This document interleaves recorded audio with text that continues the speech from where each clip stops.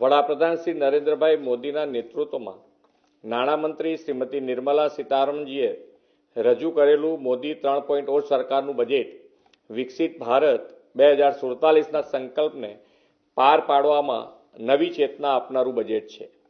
વડાપ્રધાન શ્રી નરેન્દ્રભાઈ મોદીએ આ વર્ષે માં લક્ષ્મીની સૌ પર કૃપા વરસાવનારું બજેટ હશે તેવી અપેક્ષા દર્શાવી હતી। આ અપેક્ષા દેશની જનતા જનાર્દનની ખાસ કરીને ગરીબ અને મધ્યમ વર્ગોની પાર પાડતા આ સિટીઝન્સ ફર્સ્ટ બજેટમાં ફળીભૂત થઈ છે।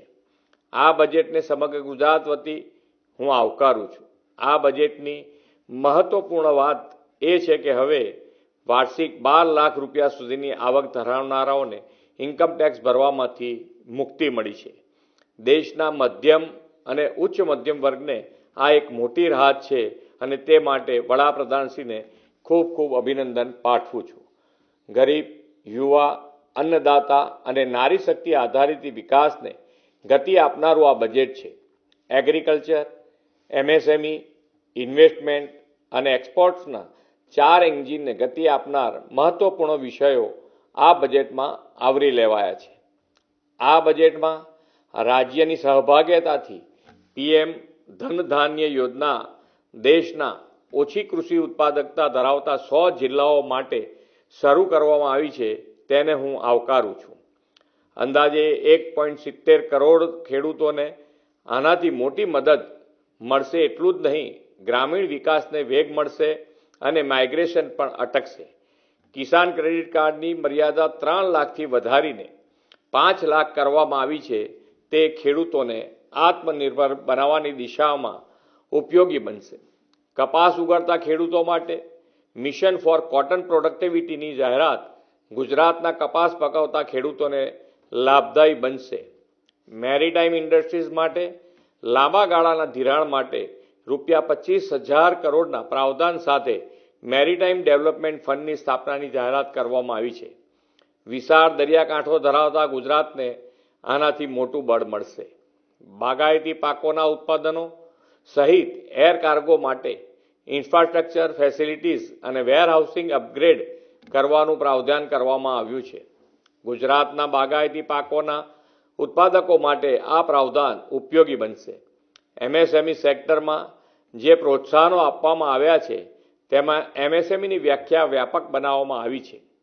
ગુજરાતના એમએસએમઈને આનાથી વિસ્તૃત બનાવવામાં ફાયદો થશે। એટલું જ નહીં, 5 લાખ મહિલાઓ, અનુસૂચિત જાતિ અને અનુસૂચિત જનજાતિના ઉદ્યોગ સાહસિકોને પ્રોત્સાહનથી એમએસએમઈ સેક્ટરમાં મહિલા સહભાગિતામાં વધારો થશે। ગ્રોથ હબ તરીકે શહેરોનો સર્જનાત્મક પુનર્વિકાસ અને પાણી અને સ્વચ્છતા માટે અર્બન ચેલેન્જ ફંડ સ્થાપવાની બાબત શહેરી વિકાસ માટે મહત્વપૂર્ણ બનશે। ગિફ્ટ સિટીમાં આઈએફએસસીમાં કાર્યરત નાણાકીય એકમોને એક્ઝામ્પશન, ડિડક્શન અને રીલોકેશનની જોગવાઈઓ 31મી માર્ચ 2030 સુધી લંબાવવામાં આવી છે અને ગિફ્ટ સિટીમાં ઇન્સ્યોરન્સ સેક્ટરમાં મોટો બેનિફિટ આપવામાં આવ્યો છે તે માટે વડાપ્રધાનશ્રીનો આભાર વ્યક્ત કરું છું।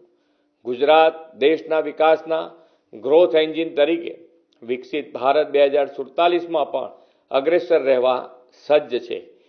વિકસિત ભારત 2047 માટે દેશના રાજ્યોમાં સંપૂર્ણ વિકસિત બને તેવી નેમ વડાપ્રધાનશ્રીએ રાખી છે।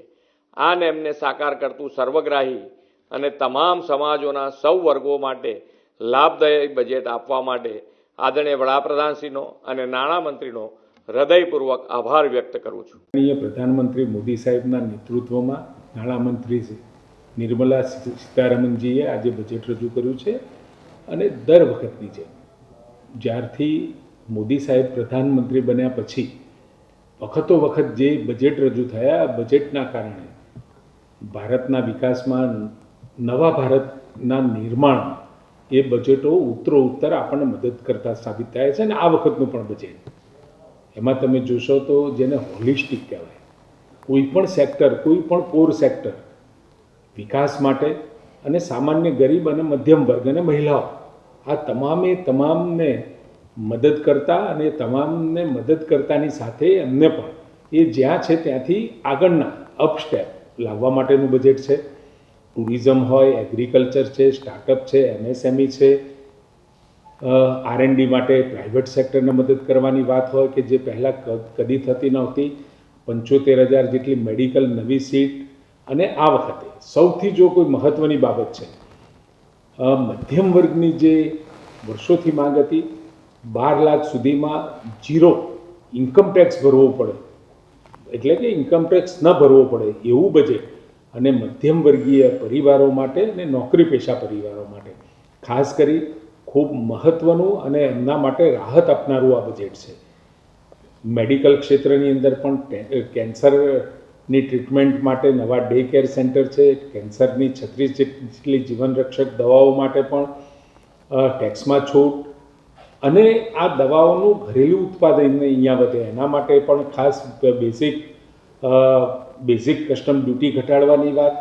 આમ અનેક રીતે એજ્યુકેશન, હેલ્થ, એગ્રીકલ્ચર, ટુરિઝમ, ઉદ્યોગ તમામને તમે જોશો તો એક સર્વાંગી જેને વિકાસ માટેનું અને આવતા સમયમાં રાજકોષીય ઘાટો ઘટે અને એમાં વધારો ન થાય એ રીતનું બેલેન્સ કરી અને આ આખું બજેટ આપવામાં આવે. અને સાથે સાથે આ જે બજેટ રજૂ થયું છે એને ગુજરાત અને ગુજરાતી તરીકે હું આવકારું છું. આવતા સમયમાં આ બજેટ ગુજરાત તેમજ સમગ્ર દેશના વિકાસ માટે ખૂબ મહત્ત્વલક્ષી, ગરીબ અને મધ્યમ વર્ગના લોકો માટે પણ ખૂબ રાહત આપનારું બજેટને અમે ખરા હૃદયથી આવકારીએ. આવા પ્રકારના વિડીયો તમને જોવા ગમતા હોય તો હોટલાઇન ન્યૂઝ ચેનલને લાઇક, શેર અને સબસ્ક્રાઈબ કરો.